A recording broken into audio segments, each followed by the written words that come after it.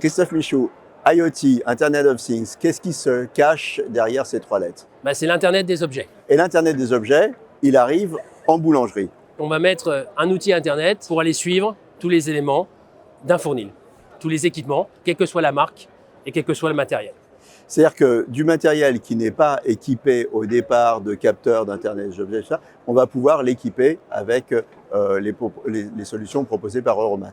C'est ça. C'est-à-dire que tout matériel aujourd'hui n'a pas été conçu pour avoir une connexion à distance. Et nous, on vient se substituer à ce matériel, se mettre en parallèle pour récupérer des informations qui vont nous aider à la fois à piloter les équipements du fournil. Quel type d'informations on va récupérer? On va récupérer des informations de type énergétique, consommation, coût, des informations de type température, donc sécurité, traçabilité. Et on va récupérer aussi des informations d'utilisation, de savoir, de bien utiliser le matériel.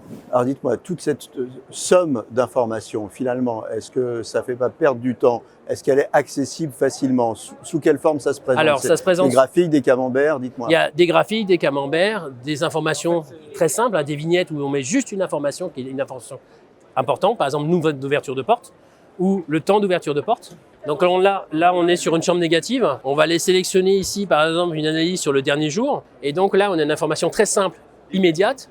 33 ouvertures sur les dernières 24 heures de la chambre froide pour un temps de l'ordre de 40 minutes. Et ça, on le retrouve après sous le graphe en dessous, sur lequel, de manière intuitive, on peut retirer toutes les courbes qui ne nous intéressent pas.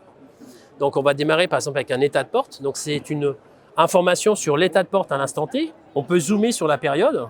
Donc on est porte fermée, porte ouverte, porte fermée. Et si on met ça en relation avec la sonde de température ambiante, on se rend compte qu'on ouvre une porte, la température ambiante augmente. Et ainsi de suite. Là, on a un dégivrage qui correspond en même temps avec une ouverture de porte. On a de la chance ou pas de chance, et ainsi de suite. Et on voit bien qu'il y a une remontée de température à chaque évolution de la température. Et on la corrèle avec la sonde qu'on met à l'évaporateur, parce qu'à chaque ouverture de porte, on a une coupure de groupe, donc on a une coupure de la production du froid, et on renvoie ces montées de température. Là, on est en dégivrage. On voit bien que nos cycles de dégivrage sont propres. Et surtout, ce qu'on constate là, c'est que le groupe et l'installation fonctionnent bien. Parce que d'une température quasiment positive, on redescend très vite en négatif. Donc ça veut dire qu'on a une très bonne efficience de l'installation. En fait, si on a un défaut de l'installation, au lieu que la courbe redescende très vite ici, on aura une courbe qui aura une pente très lente.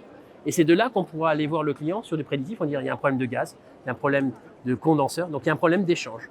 Sécurité, traçabilité, c'est important, mais aussi alarme. Et aussi, on est obligé d'avoir, par la loi, d'avoir des traces de la chaîne du froid, par exemple. C'est ça.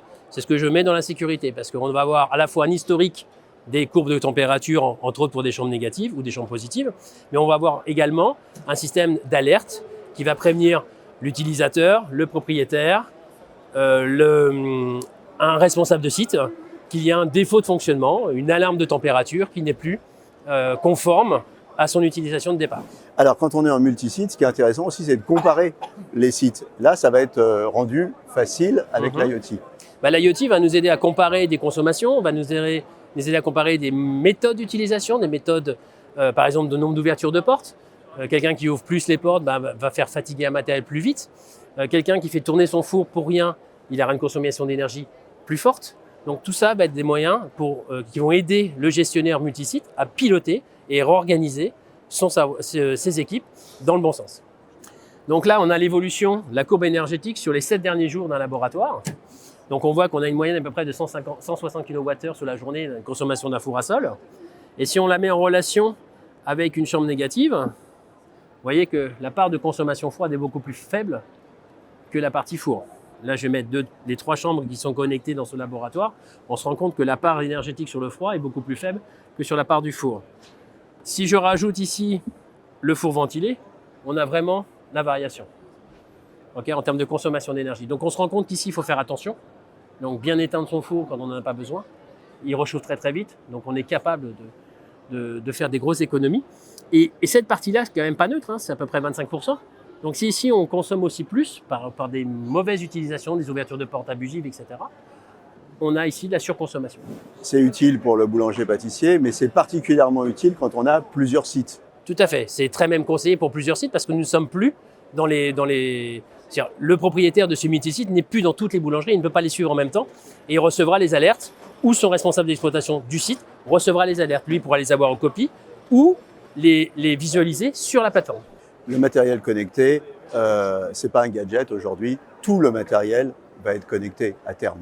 Tout le matériel va être connecté en natif pour la plupart, parce que tous les fabricants travaillent là-dessus, travaillent sur mettre dans leur système des outils de connexion à distance. Mais nous, on s'intéresse principalement à suivre les connexions sur le matériel en place, parce que le renouvellement va prendre une quinzaine d'années avant qu'on puisse faire tout ça. Oui. Alors, on a parlé des avantages pour l'exploitant d'avoir ce matériel connecté. Pour les industriels, c'est important aussi parce qu'il y a une somme d'informations qui vont remonter, qui vont permettre de faire de la maintenance prédictive, qui vont permettre d'améliorer les matériels, donc de servir à la recherche-développement. Alors en fait, on va à la fois, oui, effectivement, faire de la recherche-développement, c'est-à-dire qu'on va voir comment fonctionne, on va prendre plus sur le fonctionnement et l'utilisation surtout de notre matériel. Et puis on va aussi pouvoir proposer des services beaucoup plus précis, c'est-à-dire de prédictif, parce qu'on va voir que par exemple un groupe fatigue, qu'il manque du gaz. En fait, on va voir qu'une efficience en face d'une consommation d'énergie n'est plus adaptée. C'est-à-dire qu'un groupe est fatigué, donc on pourra appeler le client et lui dire « Monsieur, attention, on est en surconsommation sur votre groupe, donc dépense d'énergie qui part à la poubelle, okay, dépense d'euros, et on va en arriver avec le groupe. Donc il n'y aura plus de rupture de charge, plus de rupture du tout, pas de casse, donc pas de perte de produit. » Voilà, la boulangerie, un métier très traditionnel, mais qui est de plein pied dans la modernité avec l'IoT. Tout à fait.